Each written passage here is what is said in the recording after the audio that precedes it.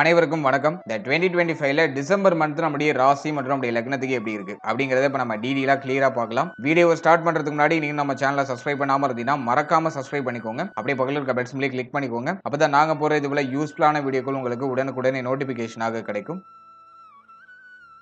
இப்போது 10வது ராசியா வரக்கூடியது மகரம். மகர ராசி மற்றும் மகர லக்னத்தை சேர்ந்தவர்களுக்கு இந்த டிசம்பர் மந்த் எப்படி இருக்கு அப்படிங்கறத பாக்குறதுக்கு முன்னாடி இந்த டிசம்பர் மந்த்ல பிளானட்டரி பொசிஷன்லாம் எப்படி இருக்கு, நமக்கு ஃபேவரா இருக்கா அப்படிங்கறத ஃபர்ஸ்ட் டீடைலா நம்ம பார்த்துடலாம். முதலாவது அந்த மாதத்தை பொறுத்த வரைக்கும் 2ஆம் இடத்துல ராகு, அவர் எந்த சேஞ்சஸும் பண்ணல. அடுத்த நம்முடைய ராசிக்கு 3ஆம் இடத்துல சனி வக்ர நிவர்த்தியாகி 3ஆம் இடத்துல ஸ்தானபல அமைப்போட நமக்கு ஃபேவரா சனி பகவான் டிராவல் பண்ணிட்டு இருக்காரு. ராசிநாதன் வலுத்த மாதம், எந்த பிரச்சனையா இருந்தாலும் சமாளிக்கிறதுக்கான ஒரு பக்குவம், ஒரு தைரியம் அது நமக்கு திரும்ப கிடைக்குது. அதை நம்ம பாசிட்டிவா எடுத்துக்கலாம். அடுத்தது 7ஆம் இடத்துல குரு பகவான் உச்ச குருவா இருந்து வக்ரத்துல இருக்காரு. அதே மாதிரி இந்த மாதத்துல குரு பகவான் ஒரு பிக்கஸ்ட் சேஞ்சஸ் பண்றாரு. 19ஆம் தேதி பின்னோக்கி டிராவல் ஆகுறாரு. கடகத்தை விட்டு மிதுனத்துக்கே டிரான்சிட் ஆகுறாரு. நம்மளுடைய ராசிக்கு 6ஆம் இடத்துக்கு டிரான்சிட் ஆகுறாரு. வக்ரத்துல இருக்கிறது ஒரு நிலைகள்ல குற்றமாக இருந்தாலும் பரவாயில்ல. இப்போ 19ஆம் தேதிக்கு மேல குருவுடைய பலமும் நமக்கு மீண்டும் கிடைக்குது. பாசிட்டிவாவே அதையும் நம்ம எடுத்துக்கலாம். அடுத்தது அஷ்டமத்துல கேது, அவரே இந்த சேஞ்சஸும் பண்ணல. அடுத்து 10ஆம் இடத்துல புதன் பகவானுடைய சஞ்சாரம். புதன் 10ல இருக்கிறது நல்லது. தர்மாதிபதி கர்மஸ்தானத்துல இருக்காரு. அது ரொம்ப நல்ல அமைப்பு. அடுத்த 11ஆம் இடத்துல சூரியன் சுக்கிரன் செவ்வாய், இதுல செவ்வாய் ஆட்சியா இருப்பாரு. சோ அதுவுமே நமக்கு ஆல்மோஸ்ட் ஃபேவர் தான். பெருசா நெகட்டிவ் நம்ம எடுத்துக்க வேணாம். 11ஆம் இடத்துல எந்த கிரகம் இருந்தாலும் ஸ்கோர் பண்ணிடும். அதுலயும் சூரியன் சுக்கிரன் செவ்வாய் இந்த காம்பினேஷன்ல 11ஆம் இடம் ஆக்டிவ் ஆகும்போது பொருளாதார அபிவிருத்தியை கொடுத்துரும். அடுத்த இந்த மாதத்துல கிரக பயிற்சிகளை பொறுத்த வரைக்கும் கரெக்டா 7ஆம் தேதி செவ்வாய் பயிற்சி. செவ்வாய் வந்து நம்முடைய ராசிக்கு 11ஆம் இடத்துல இருந்து 12ஆம் இடத்துக்கு டிரான்சிட் ஆயிடுறாரு. அதே போல 6ஆம் தேதி புதன் பயிற்சி. புதன் வந்து நம்முடைய ராசிக்கு 10ஆம் இடத்துல இருந்து 11ஆம் இடத்துக்கு டிரான்சிட் ஆகிறாரு. அதனை தொடர்ந்து கரெக்டா 15ஆம் தேதி சூரிய பகவான் நம்முடைய ராசிக்கு 11ஆம் இடத்திலிருந்து 12ஆம் இடத்துக்கு டிரான்சிட் ஆகிறாரு. மேலும் 19ஆம் தேதி குரு பகவான் நான் முன்னாடி சொன்ன மாதிரி வக்ரத்துல பயிற்சியாகி மிதுனத்துக்கே போயிடுறாரு. 6ஆம் இடத்துல விபரீத ராஜயோக அமைப்போட அமர்ந்து டிராவல் பண்றாரு. மாதத்தோட கடைசியில 28ஆம் தேதி நம்முடைய ராசிக்கு 11ஆம் இடத்திலிருந்து 12ஆம் இடத்துக்கு புதன் பகவான் நகர்றாரு. சோ இதுதான் இந்த டிசம்பர் மந்த்துக்கான பிளானட்டரி பொசிஷன். இப்போ இந்த டிசம்பர் மாத ராசி பலன்களை நம்ம டீடெயிலா கிளியரா நம்ம பார்க்கலாம். இப்போ இந்த டிசம்பர் மாதத்தை பொறுத்த வரைக்கும் நம்முடைய ராசிநாதன் மீண்டும் நமக்கு வலிமையா வராரு. 3ஆம் இடத்துல சனி பகவான் ரொம்ப நல்ல அமைப்பு. மைண்ட் கிளியர் ஆகுது. குழப்பத்துக்கு தெளிவு கிடைக்குது. மைண்ட் நல்லா ஃப்ரெஷ் அப் ஆகுது. இப்போ வந்து புதுசா ஒரு விஷயத்தை ட்ரை பண்றதுக்கு ரெடி ஆயிட்டு இருக்கும். இந்த மந்த் அதுக்கு வந்து நல்ல சப்போர்ட் பண்ணும். புதிய முயற்சிகள், புதுசா ஏதாச்சும் முடிவெடுக்கிறது, புதுசா மாற்றம் பண்றது, அதுக்கெல்லாம் இந்த மாதம் பாசிட்டிவா இருக்கும். அதே மாதிரி நிறைய பேருக்கு இடமாற்றம் ஏற்படும். சொந்த ஊர்ல இருக்க முடியாது. ஊரை விட்டு ஊர் மாறுறது, இடம் மாறுறது, இதெல்லாம் உங்களுக்கு பாசிட்டிவான ரிசல்ட்டை கொடுக்கும். இடம் மாறினீங்கன்னா உங்களுக்கு ஒன்னா டக்குன்னு கிளிக் ஆகும். இடம் மாற்றத்திற்கான ஒரு காலகட்டம். இடமாற்றம் ஆகுறது உங்களுக்கு யோகத்தை பண்ணும். அடுத்தது வந்து பார்த்தோன்னா ஃபேமிலி ரீதியா இருக்கக்கூடிய இந்த ட்ரபிள்லாம் அந்த மாதத்துல குறையும். குடும்பம் சார்ந்த வகையில இருந்த குழப்பம், கலக்கம், பிரச்சனை எல்லாம் அந்த மாதத்துல நியூட்ரல் ஆகும். எல்லாத்தையும் சமாளிப்பீங்க. எல்லாத்துக்கும் ஒரு சொல்யூஷன் கிடைச்சிடும். ஓகே, அதுக்கான ஒரு நுணுக்கத்தை இப்ப கண்டுபிடிச்சிருவீங்க. என்ன பண்ணா இது சரியாகும், ஃபேமிலியில இருக்கிற பிரச்சனைக்கு நம்ம என்ன பண்ணா இந்த பிரச்சனையை நம்ம நிவர்த்தி பண்ணலாம் அப்படிங்கிற அந்த நுணுக்கத்தை கண்டுபிடிச்சு அதுக்காக பயணிக்க ஆரம்பிச்சிருவீங்க. அதே போல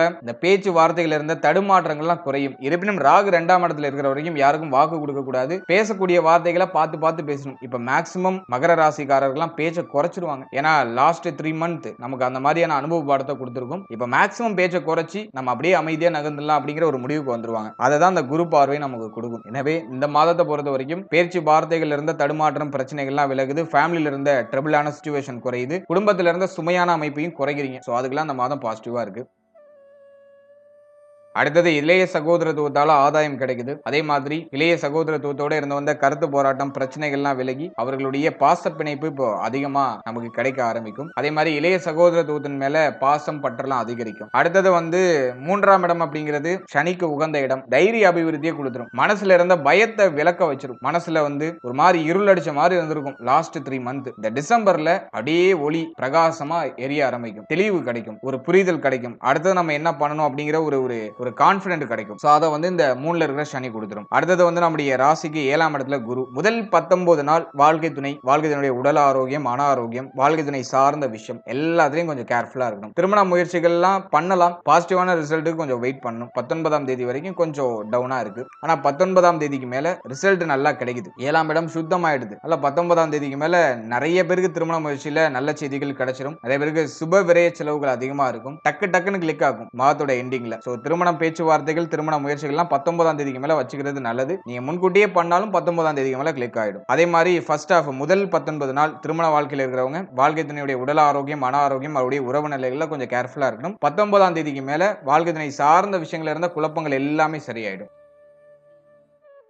அடுத்து நட்பு வட்டாரம், நண்பர்கள் சார்ந்த விஷயம். நண்பர்களால இந்த நேரத்துல ஒரு சில இழப்புகள் இருக்கலாம். முதல் 19 நாள் நண்பர்களால ஒரு சில சுமையான அமைப்புகள் இருக்கலாம். ஆனா மாதத்தோட செகண்ட் ஹாஃப்ல நண்பர்களால ஏற்பட்ட பிரச்சனைகள் எல்லாம் அப்படியே விலகிடும். நண்பர்களால ஆதாயம் கிடைக்கிறதுனால அவர்களால தொந்தரவு எதுவும் இருக்காது. சோ அதுவும் நம்ம பாசிட்டிவாவே எடுத்துக்கலாம். அடுத்து 8ல இருக்கிற கேது. ஹெல்த்ல மட்டும் மகரம் கொஞ்சம் எக்ஸ்ட்ரா கேர் எடுத்துக்கோங்க. அலட்சியம் இல்லாம இருங்க. உடல் ஆரோக்கியத்துல மட்டும் கொஞ்சம் தனி அக்கறை செலுத்திக்கோங்க. கழிவு நீக்க உறுப்புகள், அதே போல முடிய கருப்பை, பெண்களாக இருந்தால் உங்களுடைய கருப்பை சம்பந்தப்பட்ட விஷயம், சிறுநீரகம் சம்பந்தப்பட்ட விஷயம், ஜீரண உறுப்பு சார்ந்த விஷயம், உடைய குடல் சம்பந்தப்பட்ட விஷயம், இதுல எல்லாம் கொஞ்சம் ஏதாச்சும் உபாதைகள் வந்துட்டு போகலாம். இதுல கொஞ்சம் நீங்க எக்ஸ்ட்ரா கேர் எடுத்துக்கணும். அடுத்தது நம்ம பாக்குறது வந்து தலை, முகம், குறிப்பா உங்களுடைய கண், உடைய காது, உங்களுடைய மூக்கு, இஎன்டி பிரச்சனை ஏதாச்சும் வரலாம். 2ல ராகு இருக்கிறதுனால. சோ அதுல நீங்க கொஞ்சம் தனியா அக்கறை செலுத்திக்கணும். சோ இத மட்டும் நீங்க இந்த மாதத்துல கொஞ்சம் எக்ஸ்ட்ரா கேர் எடுத்து பராமரிச்சுட்டா போதும். மற்ற விஷயம்லாம் பெருசா நெகட்டிவா இல்ல. 11ஆம் இடம் கணுக்காலையும் இது ஆக்டிவேஷன் பண்ணுது. சூரியன், சுக்கிரன், செவ்வாய் இதெல்லாம் வந்து 11, 12 இடங்கள்ல இருக்கு. அதனால கால் பகுதி, பாதம் சம்பந்தப்பட்ட விஷயம், கால் அதாவது கணுக்கால் பகுதி, மேலும் பாதம் சார்ந்த விஷயம், இதுல ஏதாச்சும் வலிகள் ஏற்படலாம் அல்லது ஏதாச்சும் சின்ன சின்ன காயங்கள் ஏற்படுறதுக்கு வாய்ப்பு இருக்கு. இதுலயும் நீங்க கொஞ்சம் எக்ஸ்ட்ரா கேர் எடுத்துக்கோங்க. மற்றபடி எதுவும் நெகட்டிவா இல்ல. ஹெல்த்தை பொறுத்த வரைக்கும் கொஞ்சம்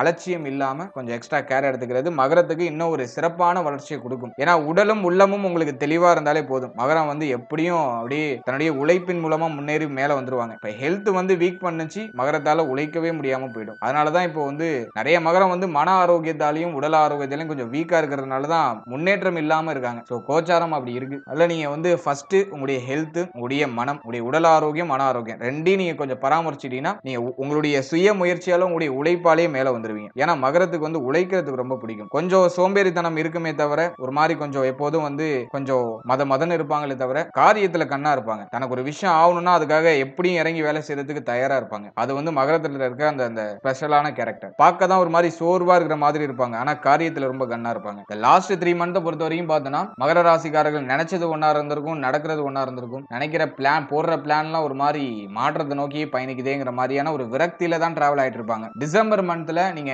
யோசிக்கிறது நடக்கும். ஆனா உங்களுடைய ஹெல்த்தை நீங்க சரியா பராமரிச்சுக்க வேண்டியது அவசியம். உடலையும் உள்ளத்தையும் நீங்க கொஞ்சம் எக்ஸ்ட்ரா கேர் எடுத்துக்கிட்டீங்கன்னா இந்த மாதத்துல நீங்க நினைக்கிற விஷயத்தை அடையிறதுக்கு நிறைய பாசிபிலிட்டி உண்டு. அடுத்த தொழில், உத்தியோகம், பொருளாதாரம் இதெல்லாம் நம்ம அனலைஸ் பண்ணும்போது 10ஆம் இடத்துல புதன், தர்மாதிபதி 10ஆம் இடத்துல. இதுவே ஒரு நல்ல சிக்னல் தான். அல்ல தொழில் உத்தியோகத்துல இருந்த தொய்வுநிலை பிரச்சனைகள்லாம் ஓரளவுக்கு குறையுது. தொழில் உத்தியோகத்துல சம்பள உயர்வு, பதவி உயர்வுலாம் கிடைக்கும். தொழில் உத்தியோகத்துல இருந்த பிரச்சனைகள்லாம் குறையும். தொழில் உத்தியோகம் சார்ந்த வகையில அபாரமான வளர்ச்சி இந்த மாதத்துல தாராளமா உண்டு. டிசம்பர் மந்த்ல ப்ரமோஷன்லாம் எதிர்பார்க்கறீங்கன்னா அது தாராளமா கிடைக்கும். ஏதாச்சும் இன்கிரிமெண்ட் கிடைக்கும். அதே பிறகு தொழில் உத்தியோகத்துல சேஞ்சஸ்லாம் நடக்கும். தொழில் உத்தியோகத்துல இடமாற்றம், பொறுப்பு மாற்றம், அட்லீஸ்ட் உங்களுடைய சீட்டையாச்சும் சேஞ்ச் பண்ணுவீங்க. உங்களுடைய இருக்கை அறையாச்சும் நீங்க சேஞ்ச் பண்ணுவீங்க. அந்த மாதிரி ஏதாச்சும் சின்ன சின்ன சேஞ்சஸ்லாம் நடக்கும். அதெல்லாம் உங்களுக்கு பாசிட்டிவ் வைப்ரேஷனை கொடுக்கும். இல்ல தொழில் உத்தியோகத்துல பெருசா எதுவும் தொய்வு இல்ல. அதே போல சக ஊழியர்களோட கொஞ்சம் ஒரு மாதிரி கருத்து போராட்டமும் போற மாதிரி இருக்கும். அதெல்லாம் கொஞ்சம் அவாய்ட் பண்ணி யாரடியும் தேவையில்லாம வார்த்தையை விடாம நம்ம மாட்டு நம்மளுடைய ட்ராக்ல போயிட்டு இருந்தோம்னா இன்னும் ஒரு சுபத்துவமான வளர்ச்சி நமக்கு கிடைச்சிடும்.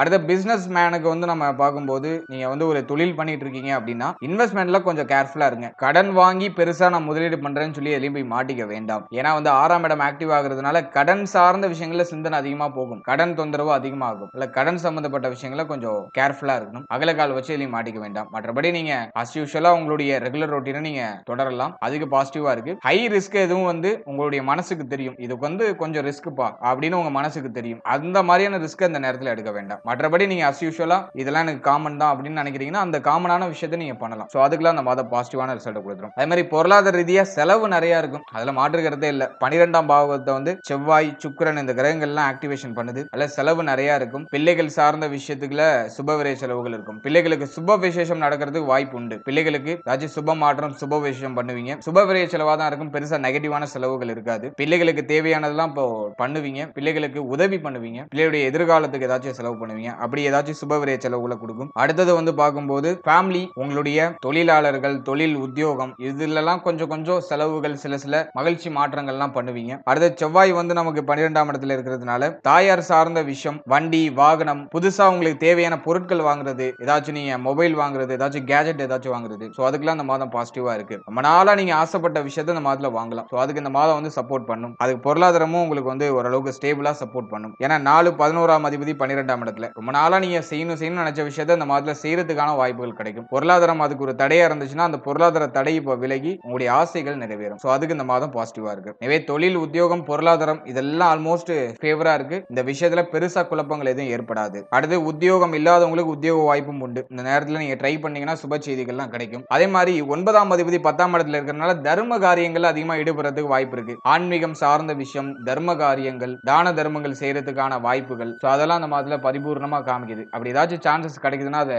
மனதார டக்குன்னு அதை செஞ்சிருங்க யோசிக்காம. அது உங்களுக்கு இன்னும் ஒரு பாசிட்டிவான ரிசல்ட்டை கொடுக்கும். அடுத்த ஸ்டூடெண்ட்ஸ், மாணவ மாணவிகளை பொறுத்த வரைக்கும் இந்த மாதத்துல சூரியன் புதன்லாம் ஆல்மோஸ்ட் ஒன்னா இணைஞ்சு தான் டிராவல் ஆகுது. புதனாதித்ய யோகத்தோட தான் அந்த மாதம் வந்து டிராவல் ஆகுது. கல்வி சார்ந்த வகையில சுபவிரை செலவுகள் இருக்கும். 4ஆம் அதிபதி 12ஆம் இடத்துக்கு போறதுனால கல்வி சார்ந்த வகையில சுபவிரை செலவுகள் உண்டு. அதே மாதிரி தாய் தந்தையார் மேலும் சொந்த ஊர் இத மாதிரி இடங்கள்ல இருக்க முடியாது. கொஞ்சம் பிரிஞ்சு இருக்க வேண்டிய சூழ்நிலைகள் வரலாம். வெளியூர், வெளி மாநிலம், வெளிநாடு போறதுக்கான வாய்ப்புகள் உண்டு. அதுக்கு ஏதாச்சும் ட்ரை பண்ணீங்கன்னா தாராளமா ட்ரை பண்ணலாம். மாணவ மாணவிகள் வெளியூர், வெளி மாநிலம், வெளிநாட்டுல போய் படிக்கிறதுக்கான வாய்ப்புகள் கிடைக்கும். அதே போல கல்வி சார்ந்த வகையில சுபவிரை செலவுகள் உண்டு. அதெல்லாம் நம்ம வந்து இந்த மாதத்துல மெயினா பாக்குறோம். அடுத்த ஸ்டூடெண்ட்ஸ்க்கு கல்வி சார்ந்த வகையில ஏதாவது டல் அடிக்குதா அப்படின்னு பார்க்கும்போது பெருசா அது நெகட்டிவா இல்ல. ஸ்டூடெண்ட்ஸ் இப்ப தெளிவடைகிறாங்க, படிப்புல தெளிவா இருக்காங்க, குறிக்கோளை நோக்கி பயணிக்கிறாங்க. மைண்ட் கொஞ்சம் வந்து இப்போ அந்த கவலை, கலக்கம், குழப்பத்தில இருந்து வெளியில வந்து இப்ப தெளிவடையுது. அதனால ஸ்டூடெண்ட்ஸ்க்கு இந்த மாதம் வந்து பாசிட்டிவா தான் இருக்கும். டிசம்பர் மந்த் இந்த வருடத்தோட கடைசி மாதமாக இருந்தாலும் இந்த மாதத்துல மகரத்துக்கு ஒரு நல்ல மாற்றம் உண்டு. அடுத்த மாதத்துக்கு இப்போ